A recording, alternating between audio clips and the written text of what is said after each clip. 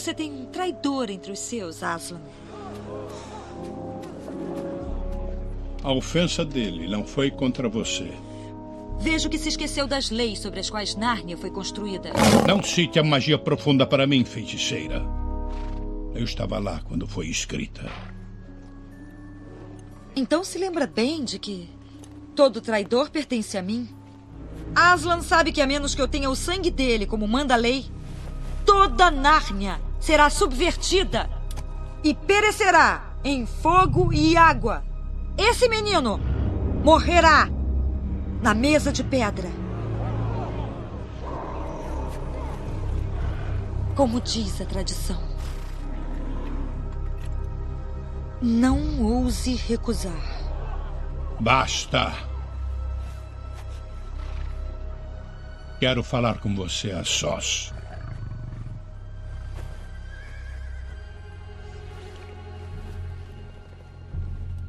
Ela renunciou ao direito do sangue do filho de Adão. Como vou saber se manterá a promessa?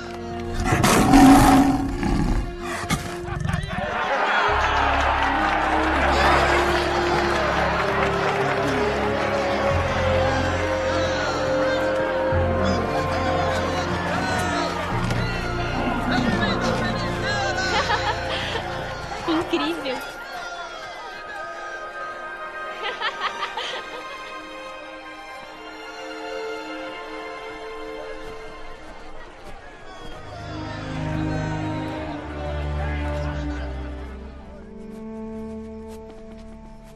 É a hora. Daqui, devo seguir sozinho. Mas, Aslan... Tem que confiar em mim, pois deve ser feito.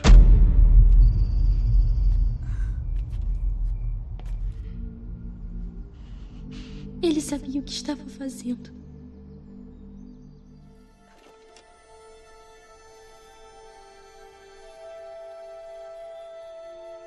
Temos que ir.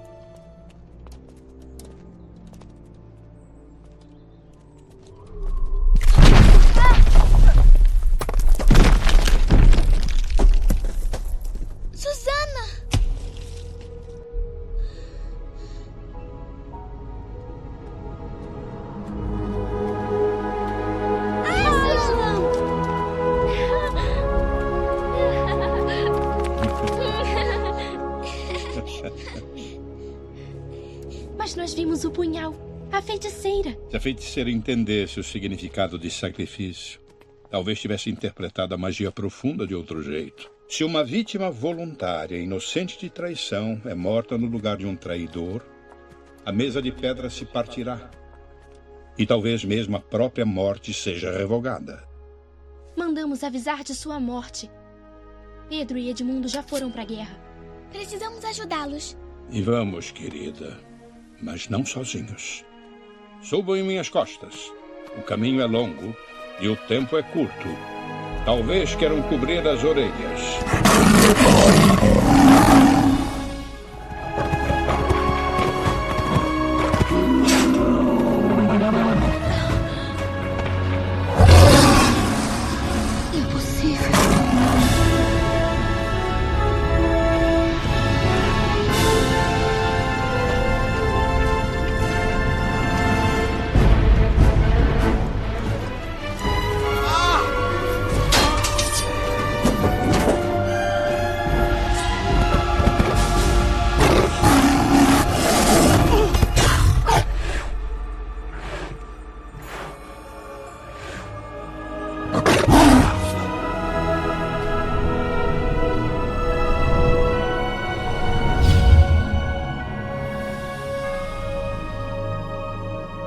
Todos somos Edmundo.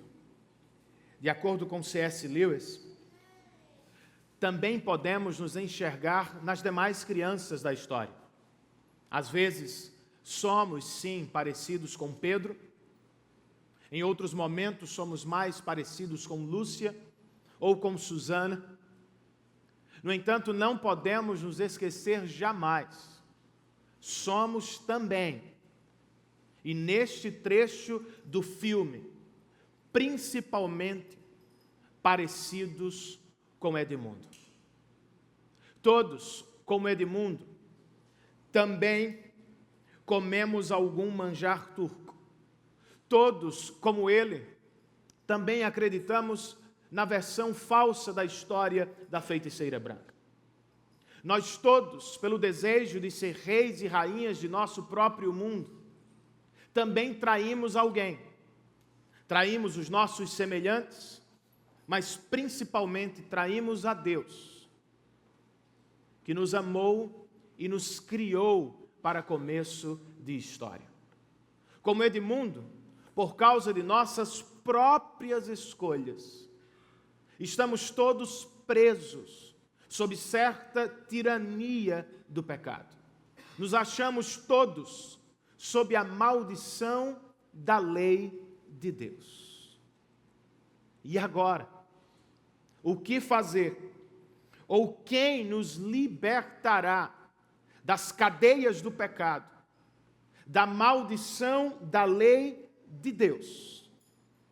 Não será Papai Noel, irmãos. Não sei se você já percebeu, mas o bom velhinho amigo é meio legalista. Ele presenteia as crianças que se comportam. Ele distribui presentes àquelas que obedecem. Ele gosta das que tiram as melhores notas na escola. Não me parece uma boa notícia. Por experiência própria, eu e você sabemos que não somos assim o tempo inteiro. Desobedecemos. Não nos comportamos como deveríamos. Quase nunca tiramos nota máxima em nada do que fazemos.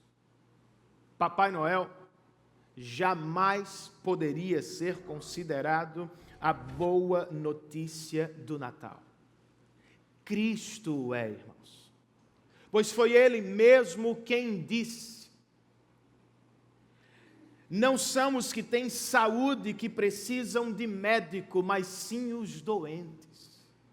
Eu não vim chamar os justos, eu vim salvar os pecadores.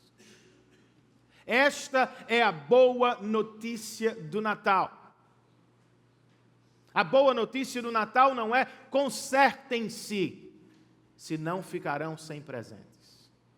Não. A maravilhosa notícia do Natal é: vejam, Cristo nasceu para ser o maior e o melhor presente de Deus para vocês. Pela graça, há salvação para os que estão presos sob a tirania do pecado. Há salvação para os que se encontram sob a condenação da lei de Deus. É o que encontramos na última parte do nosso texto, Romanos capítulo de número 3. Eu vou ler o texto. Mas agora se manifestou uma justiça que provém de Deus, independente da lei, da qual testemunham a lei e os profetas. Justiça de Deus mediante a fé em Jesus Cristo para todos os que creem. Não há distinção, pois todos pecaram e estão destituídos da glória de Deus, sendo justificados gratuitamente por sua graça, por meio da redenção que há em Cristo Jesus.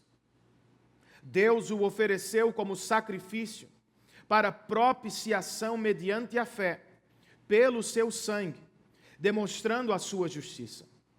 Em sua tolerância, havia deixado impunes os pecados anteriormente cometidos, mas no presente demonstrou a sua justiça, a fim de ser justo e justificador daquele que tem fé em Jesus. Onde está, então, o motivo de vanglória? É excluído. Baseado em que princípio? No da obediência à lei? Não, mas no princípio da fé. Pois sustentamos que o homem é justificado pela fé, independente da obediência à lei. Deus é Deus apenas dos judeus? Ele não é também o Deus dos gentios? Sim, dos gentios também, visto que existe um só Deus, que pela fé justificará os circuncisos e os incircuncisos. Anulamos então a lei pela fé? De maneira nenhuma. Ao contrário, nós confirmamos a lei de Deus. Vamos orar, irmãos? Senhor, nós te damos graças por esta tarde e porque em comunidade cumprimos o mandamento do Senhor de separar um dia para a adoração coletiva. Muito obrigado a Deus pelos cânticos que deixamos diante de Ti, pelas ofertas que colocamos perante o Teu altar. Recebe a nossa parte deste culto. É o que temos, é o que queremos Te dar nesta tarde. Mas Te pedimos agora, Senhor, quando chegamos ao ponto mais alto desta reunião, que o Senhor nos dê, por graça e misericórdia, a Tua porção outra vez. Que este culto seja especial por Tua palavra, por Tua presença, e que seja ainda mais especial pela temática natalina sobre a qual estamos tratando. Dá que a entendamos e que diante do que vamos ouvir, Senhor, que respondamos com fé e com ousadia na pregação da Tua palavra aos nossos familiares logo mais. Ajuda-nos, Senhor, a ouvir a Tua palavra. Em nome e por amor de Cristo, é o que nós oramos. Amém.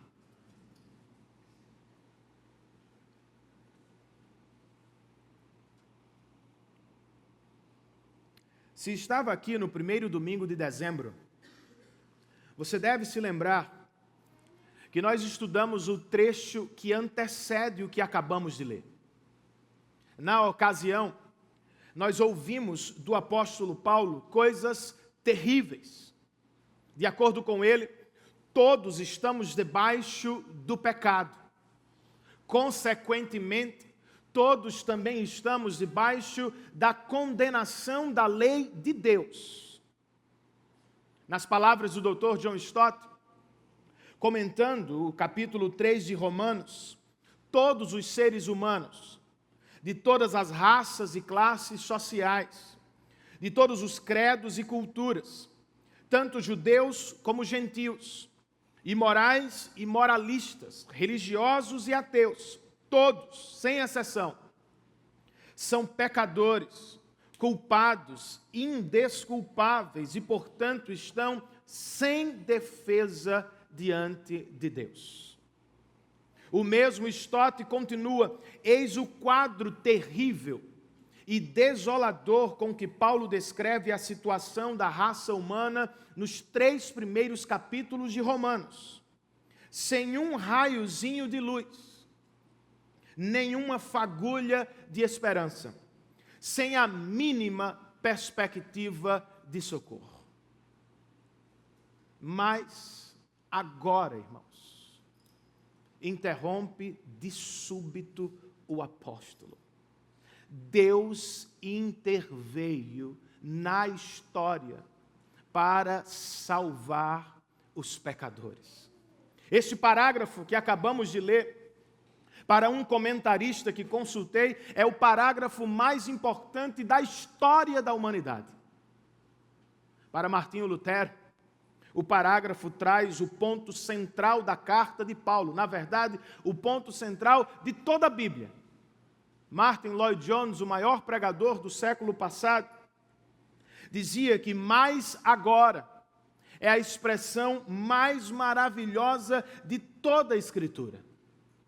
Por quê? Porque a expressão adversativa muda tudo, irmãos.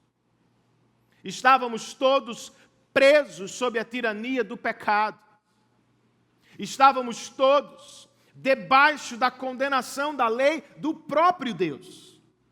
Mas agora, Deus mesmo fez algo para nos libertar. Mas agora, Cristo nasceu para ser a nossa salvação diante de Deus. Esta é a boa notícia do Natal cristão. Por causa dele, há salvação para os cativos, há salvação para os que estavam sob a condenação da lei de Deus. Como explicar esta boa notícia do Natal? Como desfrutar a salvação de Deus nos nossos corações? Ao longo deste curto e dourado parágrafo das Escrituras, o apóstolo nos coloca diante de 3 maravilhosas verdades acerca da salvação do Natal cristão. Eu as listei no seu boletim informativo. Se você quiser me acompanhar, elas seguem ou estão impressas na 2ª página. Entre os versos 21 e 24, o apóstolo Paulo nos diz que a salvação vem de Deus. A boa notícia do Natal vem do próprio Deus. A expressão-chave deste parágrafo é a justiça de Deus. E ela indica a maneira de Deus salvar os pecadores. De acordo com o texto, verso de número 21, esta justiça provém de Deus. Trata-se da iniciativa salvadora dele. Ele toma a dianteira para declarar justos os pecadores. Tal justiça, diz Paulo ainda no verso 21, é independente da lei. Ainda assim, lei e profetas testemunharam acerca dela. Isto é, embora os judeus pensassem o Evangelho é a maior novidade do mundo, Paulo está dizendo não. Profetas falaram dele. A lei de Moisés falava dele. Na verdade, todo o Antigo Testamento foi escrito para revelar e apontar para o Evangelho. Sobre o Evangelho, Paulo chama no verso 22 de justiça de Deus mediante a fé em Jesus Cristo. Ele vem de Deus, mas ele chega aos corações pela fé. E não é fé, um salto no escuro. Não é fé popular do tipo, eu acredito que vai dar certo. Trata-se de fé objetiva. A fé cristã tem por objeto definido Cristo e sua obra na cruz do Calvário. Tal fé, diz Paulo, é para todos os que creem. Verso 22, final dele. Não há distinção, pois todos pecaram e estão destituídos da glória de Deus. Todos, judeus e gentios, religiosos e não religiosos, pessoas que confiam na justiça própria e pessoas que vivem como se Deus não existisse, todos, sem exceção, pecaram contra o Criador, foram apartados da glória para a qual foram criados. E agora, Renan, como Deus resolve este problema? Paulo chama a solução de Deus de justificação. Os mesmos que no verso 23 são encontrados como destituídos da glória de Deus, os mesmos são declarados no verso 24 como justificados. Justificação é um termo jurídico. É o contrário de condenar. Justificar é declarar alguém inocente. Justo No caso da salvação, irmãos, trata-se somente do pronunciamento de Deus acerca de você. Como juiz de toda a terra, Deus poderia ter nos declarado todos aqui culpados. Mas Ele resolveu nos declarar justos. E a pergunta é, por quê, irmãos? O que o moveu a tanto? O que o levou a declarar pecadores inocentes, culpados justos? As palavras de Paulo, verso de número 24. Somos justificados gratuitamente por sua graça. Deus não precisava, irmãos. Não era obrigado. Não seria injusto se nos condenasse. Somos pecadores. Ele não o fez. Por que não o fez? Por graça. Livre e soberana graça.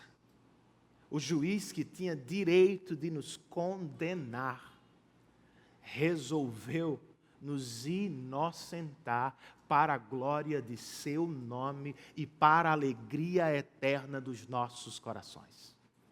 Você crê nesta verdade natalina? Você crê que a salvação veio única e exclusivamente de Deus?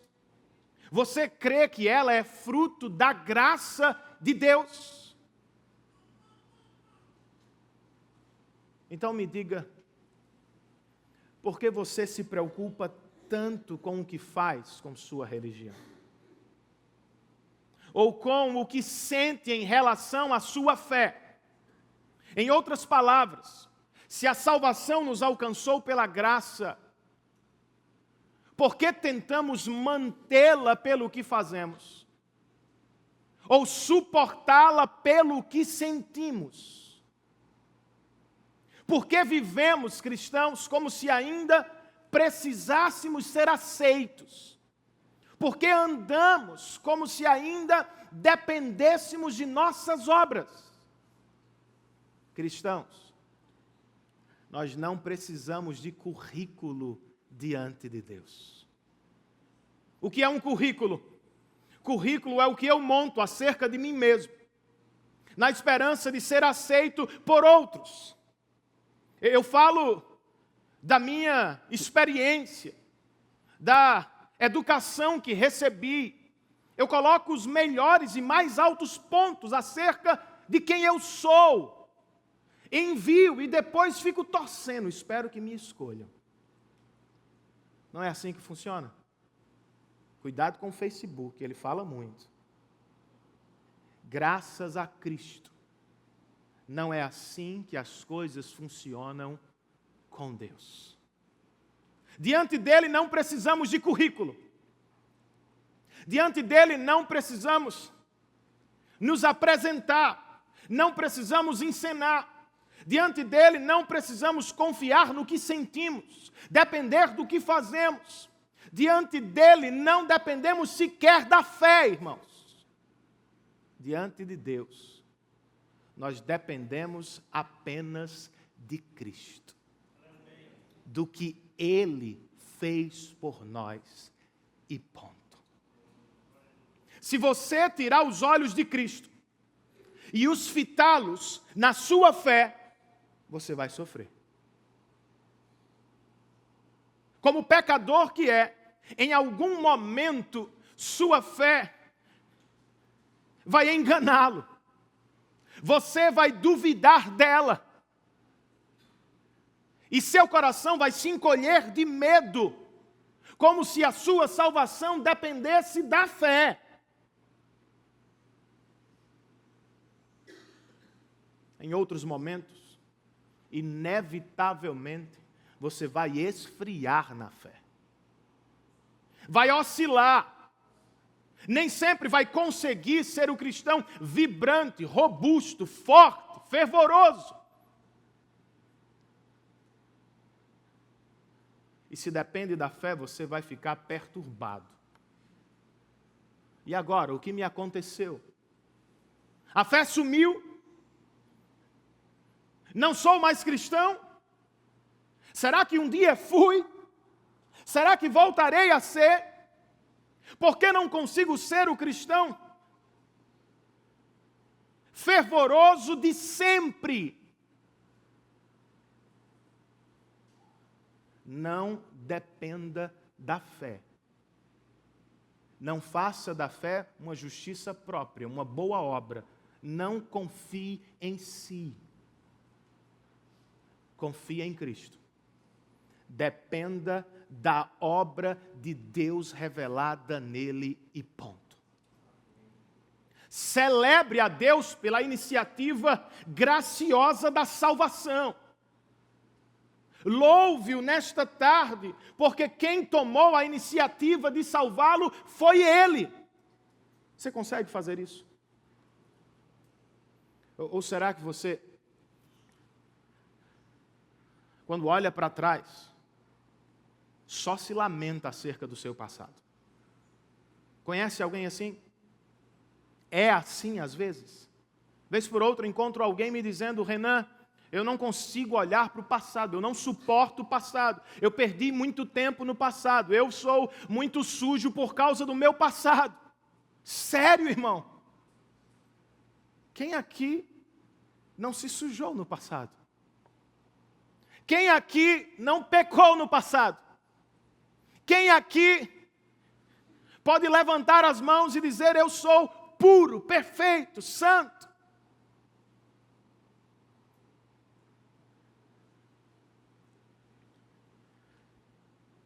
O mais importante acerca do seu passado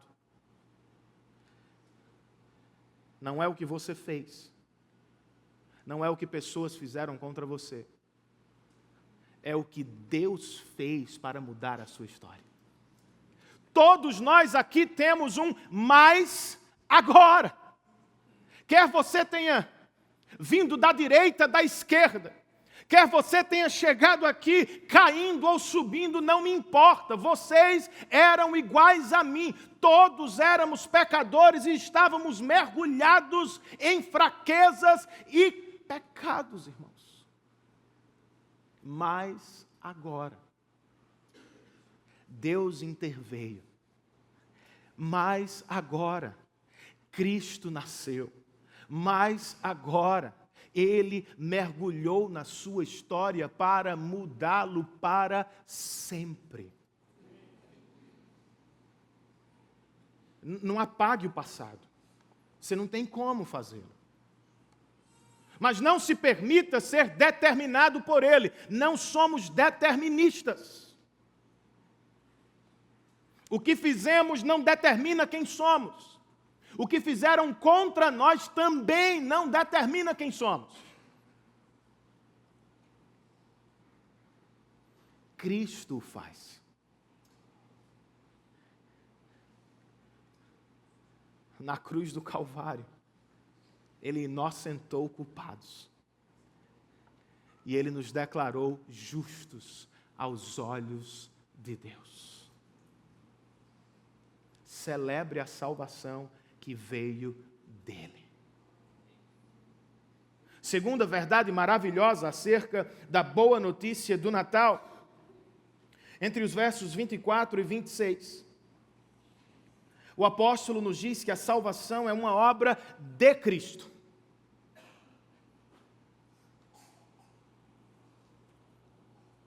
A solução de Deus para a condição dos pecadores é a justificação. Mas, como é que um Deus santo pode justificar alguém pecador? Como é que um Deus puro pode inocentar o culpado? Como é que Deus vai fazer aos homens o que proibiu aos homens? parece absurdo e para alguns inacreditável seria, irmãos, não fosse a cruz de Cristo. Sem a cruz, a justificação dos injustos seria injusta, imoral até, totalmente impossível. A única razão pela qual Deus pode justificar o injusto é a morte substitutiva de seu filho. Paulo a explica neste parágrafo através de 3 substantivos femininos: redenção, propiciação e demonstração. No verso de número 24, o apóstolo nos diz que Cristo nos redimiu. Se justificação vem do tribunal, redenção vem do mercado de escravos. Dizia-se dos escravos comprados, eles foram remidos por um senhor. Quando toma o substantivo emprestado do mercado de escravos, e em cumprimento à adoração do Antigo Testamento, Paulo está nos dizendo que Cristo, ao derramar seu sangue, nos comprou para si. Ele nos arrebatou da escravidão e nos fez propriedade exclusiva dele. O que mais Cristo fez por nós na cruz? O apóstolo nos diz no verso 25, Deus o ofereceu como sacrifício para propiciação. Já ouviu esse termo antes? Não é o mesmo que expiação. O segundo tem a ver com limpar, expiar os pecadores. O primeiro significa aplacar a justiça santa e poderosa de Deus.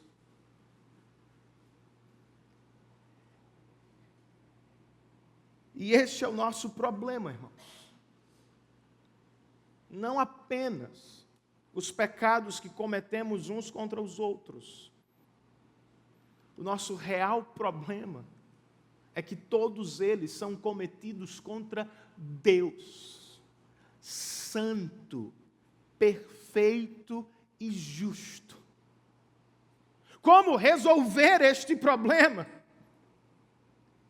A solução, diz a Bíblia, é a morte substitutiva de Cristo.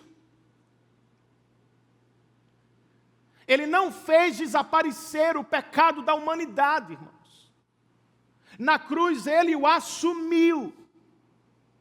Ele não colocou a justiça de Deus de lado.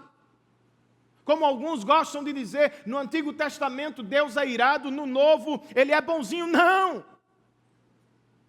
Na cruz, Cristo não colocou a justiça de lado, ele a colocou sobre os próprios ombros.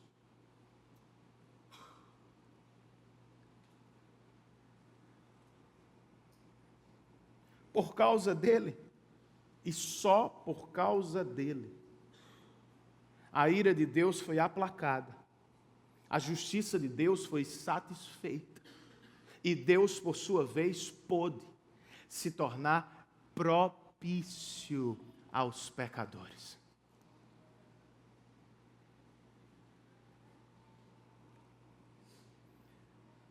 O que mais Cristo fez ao subir a cruz, irmãos? De acordo com o texto, ele demonstrou a justiça de Deus. Paulo apresenta a questão em um contraste.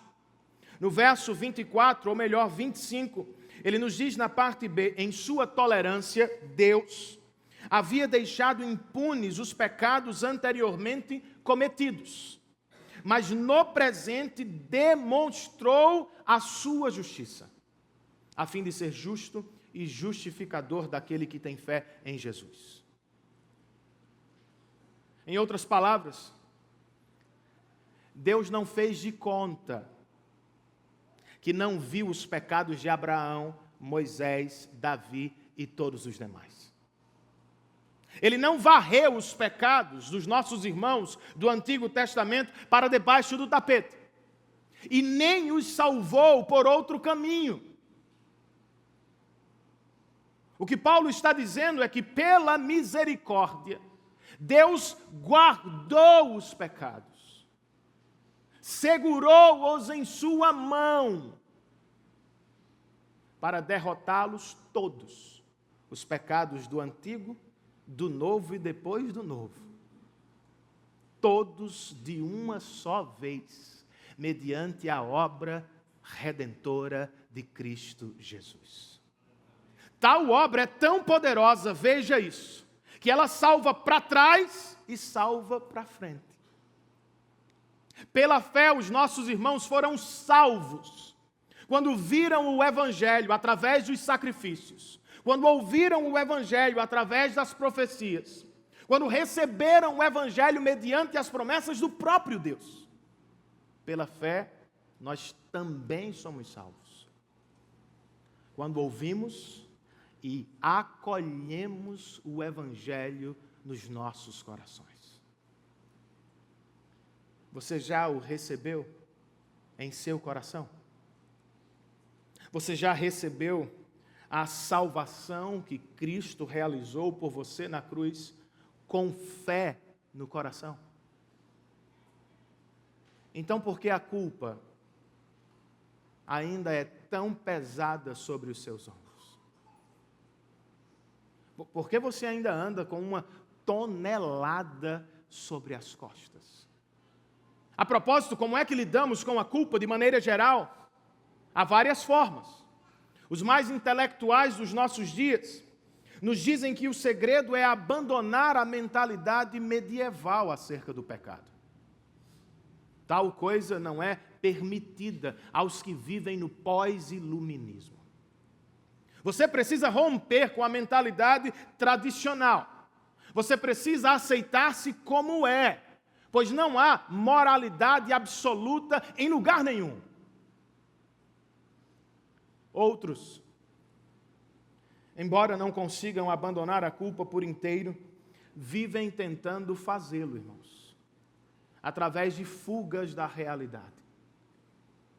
Bebida, droga, dinheiro, esporte, hobby, lazer, música, televisão, eles fazem de tudo para abafar a voz do interior, para não ouvi-la gritando em suas consciências. Deixam a televisão ligada 24 horas.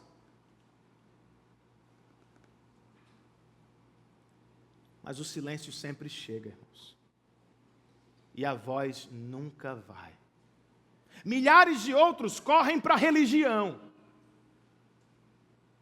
Querem aliviar a consciência. Um dia como este é bem propício. Querem fazer boas obras. Querem ir a templos religiosos. Querem ouvir mensagens, deixar ofertas na esperança de agradar as divindades, de aplacar o furor e a ira delas. Mas sejamos sinceros. Nada no final do dia resolve o problema da culpa. Abafamos, mas não conseguimos calar a voz da consciência. Você sabe por quê? Porque não há oferta sua ou minha que seja capaz de aplacar a justa indignação de Deus contra os nossos pecados. Nenhum presente seu seria puro o bastante. Nenhuma oferta minha seria plenamente santa e capaz de satisfazê-lo. E agora, Ana? Maus lençóis. O que vamos fazer? Não vamos fazer, irmãos. Nós vamos receber o que Cristo fez por nós na cruz do Calvário. Ele não veio presentear os melhores da turma. Não há nenhum aqui que foi nota 10 esse ano. E se você foi, nem se engane.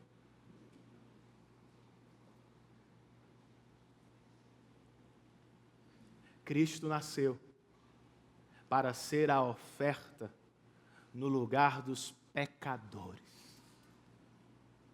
Pare de olhar para si. Pare de tentar resolver seu problema. Você não pode. Olhe para Ele.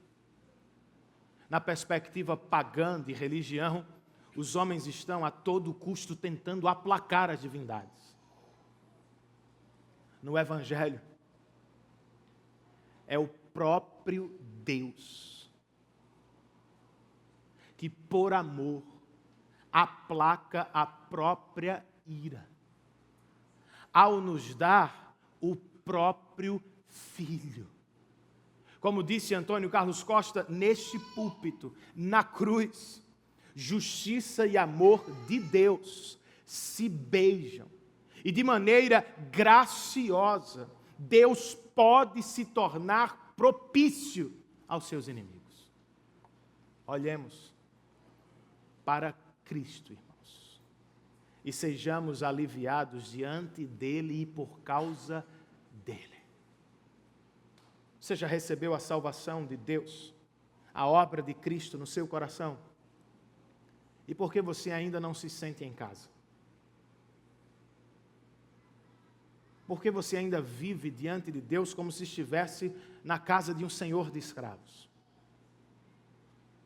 Estamos chegando ao final do ano e talvez, pela religião que você praticou, pela falsa ideia do que é o Evangelho, você está com medo de não receber o presente. Ou está o tempo inteiro encenando ou preocupado para ver se fulano vai ver, ou se Deus não vai pegá-lo na esquina.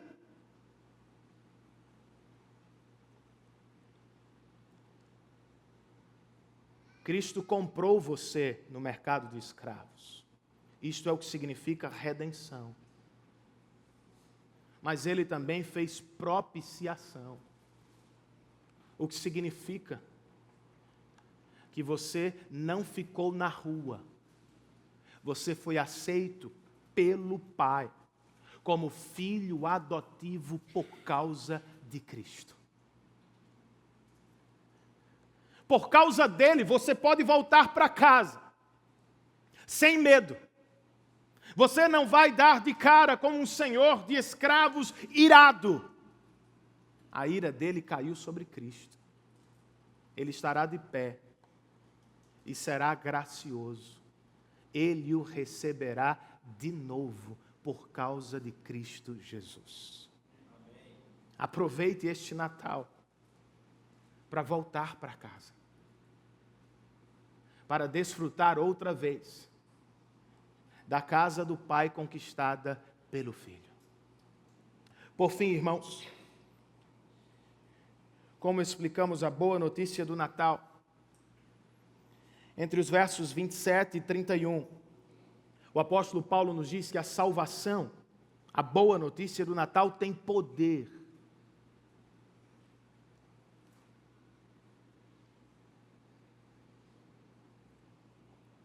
Ela tem poder para nos salvar diante de Deus, mas ela tem poder para nos transformar diante dos homens. A salvação não apenas muda a nossa condição diante dele, ela muda a nossa vida diante deles. O Evangelho que nos salva tem poder para nos transformar. Paulo nos apresenta o poder do Evangelho ao antecipar perguntas dos religiosos judeus. A esta altura, estavam loucos com o que Paulo estava pregando. É possível que alguns estivessem. A primeira pergunta que ele lhes faz está no verso 27. Onde está então o motivo de vanglória? Os judeus eram orgulhosos, irmãos. Se orgulhavam, por exemplo, de sua religião. Se gabavam por ser o povo escolhido de Deus. Os judeus se sentiam superiores aos demais.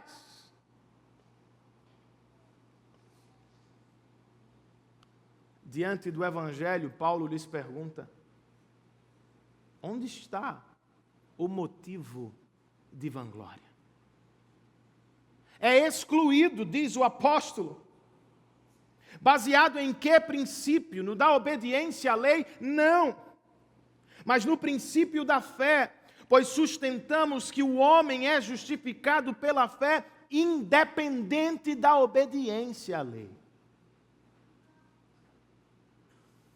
Em outras palavras, Paulo está dizendo: por que nos gabamos, se somos salvos pela obra dele?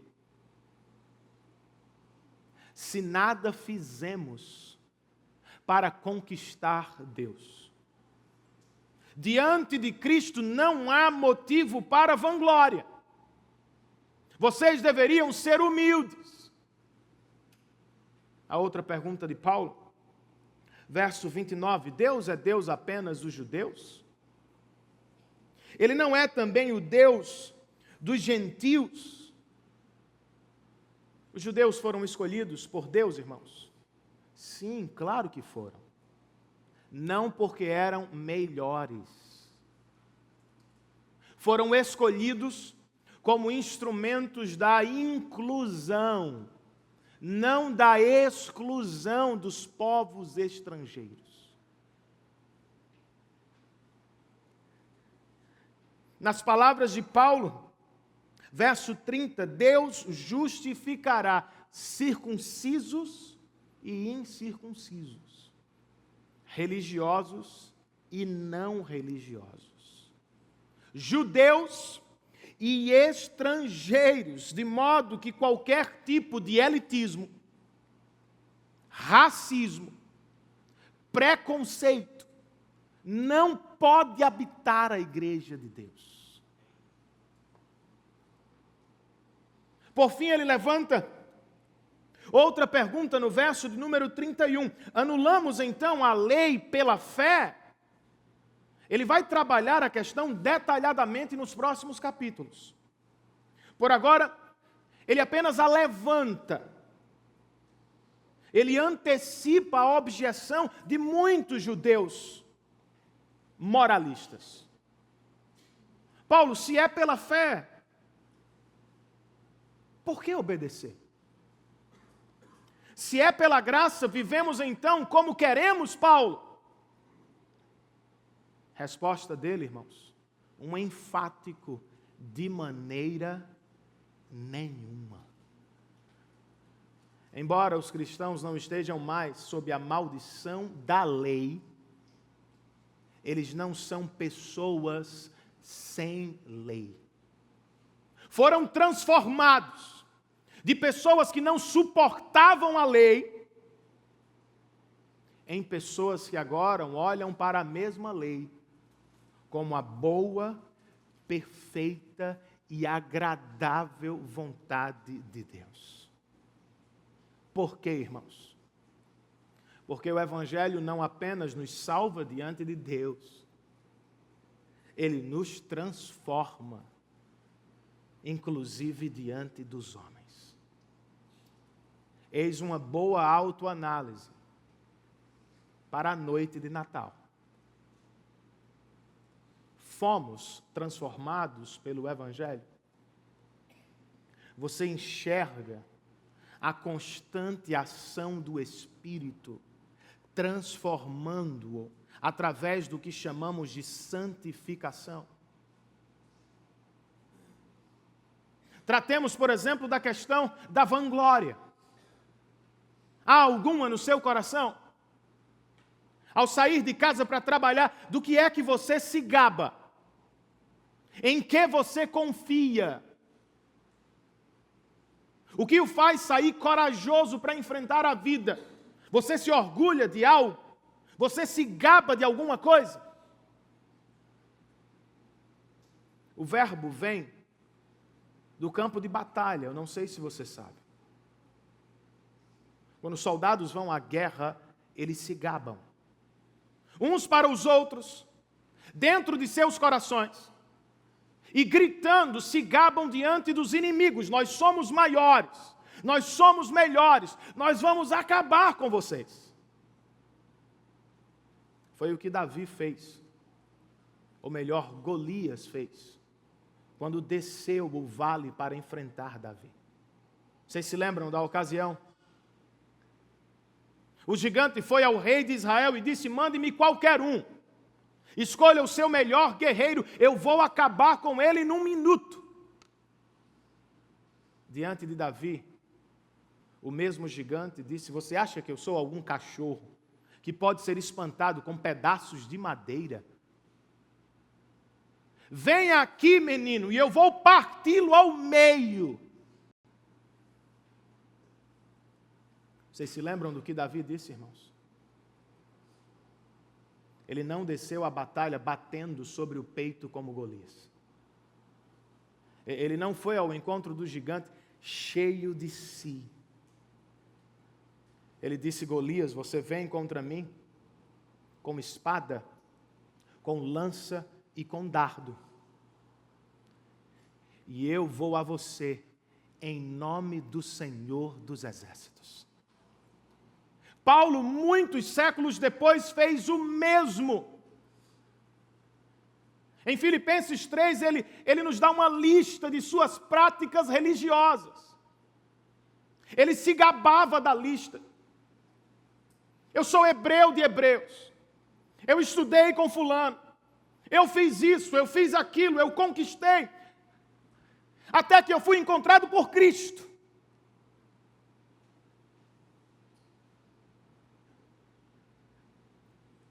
Eu tive a minha lista de religião por esterco. Cristo me foi e sempre será infinitamente melhor e mais confiável. Paulo deixou de se vangloriar do que fazia. E como disse aos Gálatas no capítulo 6, passou a gloriar-se somente na cruz de Cristo e para a glória de Deus. É o que o Evangelho faz, irmãos. Ele expulsa, pouco a pouco, a vanglória do nosso coração.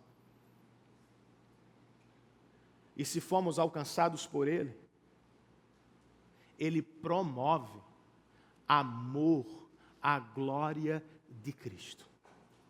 Aos pés da cruz, somos todos iguais. Não nos gabamos de coisa alguma.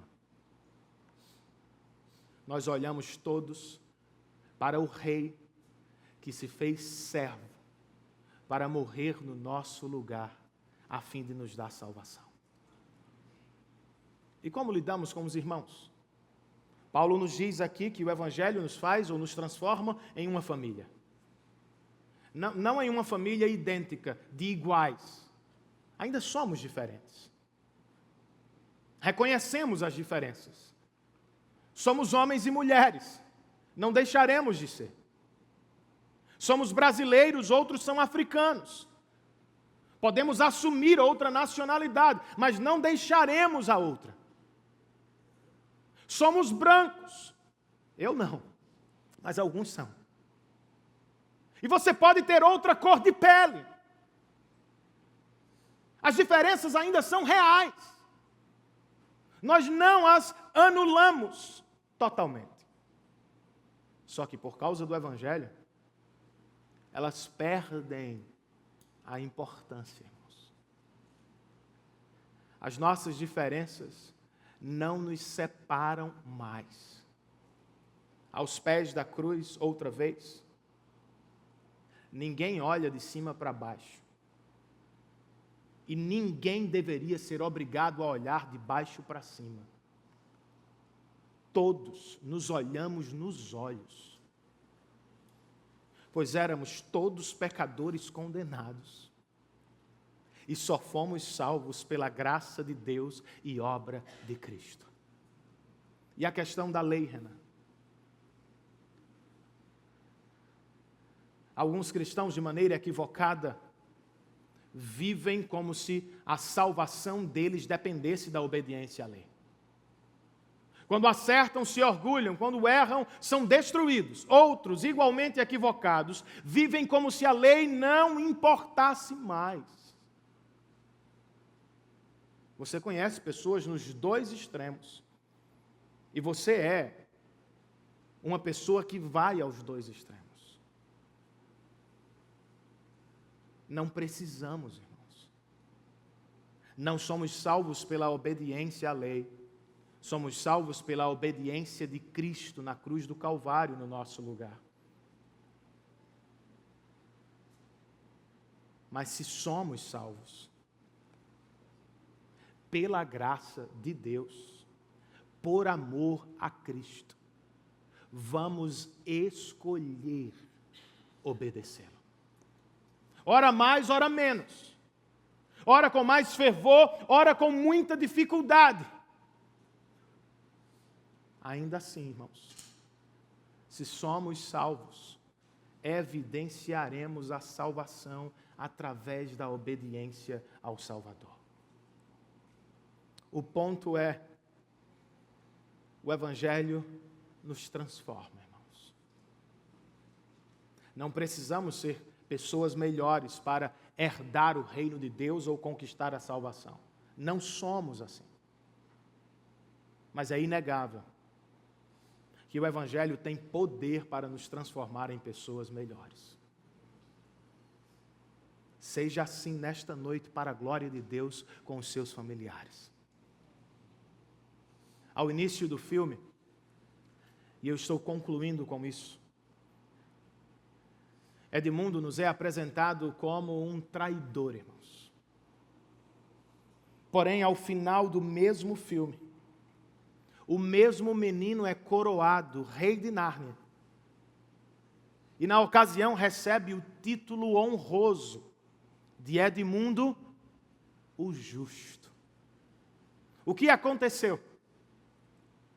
Nas palavras do próprio Aslan, a feiticeira pode conhecer a magia profunda, mas não sabe que há outra magia ainda mais profunda.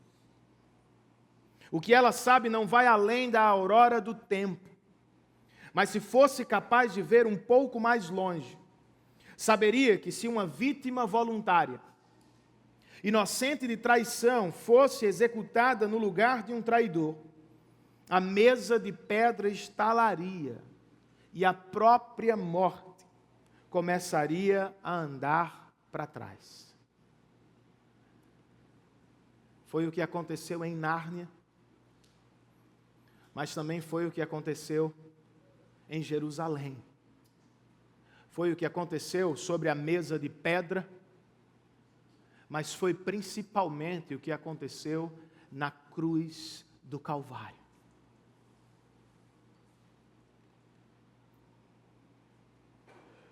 Uma vítima voluntária, irmãos, inocente de traição, morreu no lugar dos traidores, revertendo a própria sentença de morte eterna. De maneira que hoje, se estamos em Cristo, já não há mais condenação eterna sobre nós. Não sei como você começou 2017. É bem provável que em algum momento você tenha se visto como Edmundo o traidor, o pecador, o indigno, o miserável. Eu também. Não precisamos terminar este ano como começamos.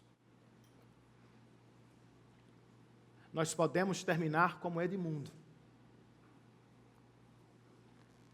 justificados, não pelo que fizemos, não pelo que consertamos, mas pelo que Cristo fez por nós na cruz do Calvário.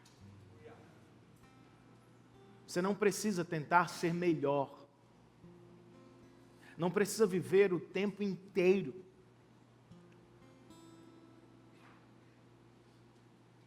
tentando ser para ter. Isso é doentio. Você precisa receber o verdadeiro presente do Natal. De novo, irmãos, Cristo não veio presentear os melhores. Fosse assim, estaríamos todos fora do raio dele. Ele veio ser o presente dos pecadores. Se você precisa dele, se coloque de pé comigo. E vamos terminar cantando uma canção ao nosso Deus. Ele, o Criador dos céus, que em tudo põe a mão e chama como seu.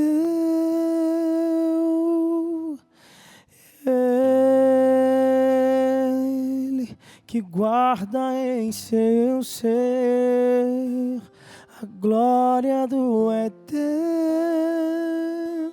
perscruta o fundo inferno. Ele que chama pelo nome estrelas que se escondem e seres incontáveis vê. Se foi, deixou seu trono e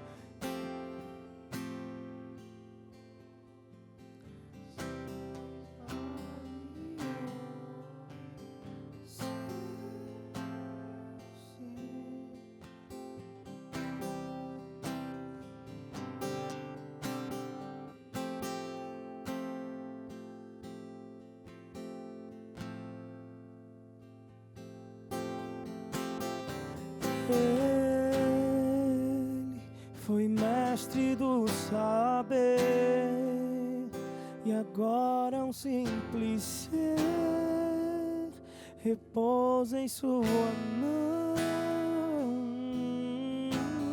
Chora, precisa e implora, tem fome, sente frio, se humilha no vazio de morrer. A mais terrível dor de Deus se separou, tomou a sua cruz e respirou.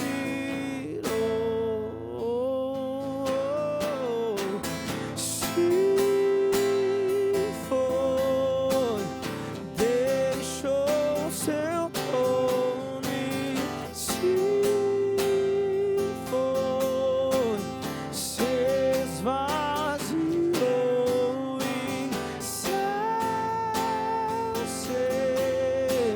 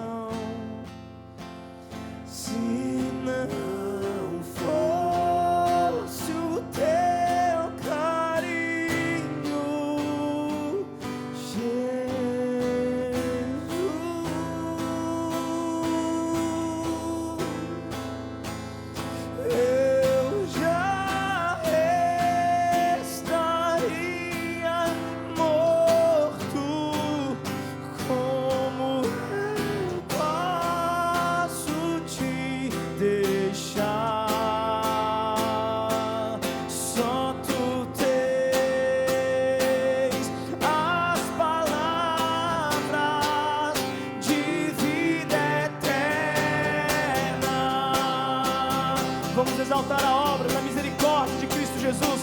E se não fosse o teu amor, se não fosse a tua atenção, e se não fosse o teu carinho,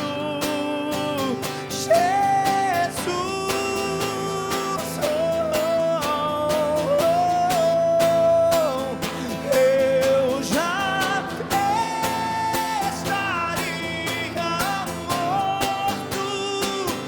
Como eu posso te deixar?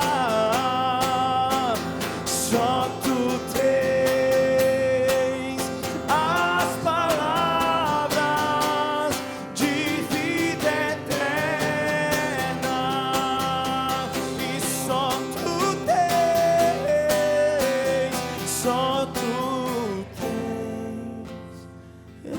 as palavras de vida eterna. Só tu tens, Senhor. Nós não temos. Nós não podemos. Nós não somos a luz do Natal. Tu és. Tu és. Dá que nesta noite tu sejas luz de salvação nos nossos corações, luz de transformação nos nossos corações. Enche-nos de gozo espiritual pela mensagem do Natal, Senhor. Estávamos perdidos, mas agora éramos condenados, mas agora em Cristo somos teus filhos amados. Enche-nos de alegria, ó Deus, pela mensagem do Natal. O Senhor não veio nos presentear ou nos parabenizar porque somos bons. O Senhor veio ser o nosso presente diante do Pai. Promove amor nos nossos corações por esta mensagem. Nos enche agora de ousadia do alto, Senhor. Nos dá coragem santa. Que não percamos a reunião familiar desta noite. Que a usemos como um trampolim para o Teu Evangelho. Concede-nos graça, coragem e autoridade para ministrar aos nossos, para falar do verdadeiro Natal aos que vão nos cercar. Porque se antes estávamos perdidos, tantos ainda estão. Encoraja-nos, fortalece-nos, em nome e para a glória de Cristo é a nossa oração. Que o amor de Deus, nosso Pai, a graça de nosso Senhor e Salvador Jesus Cristo, a comunhão, o poder, a presença e o cuidado do Santo Espírito de Deus estejam sobre todos nós, hoje e sempre. E todos nós dizemos amém.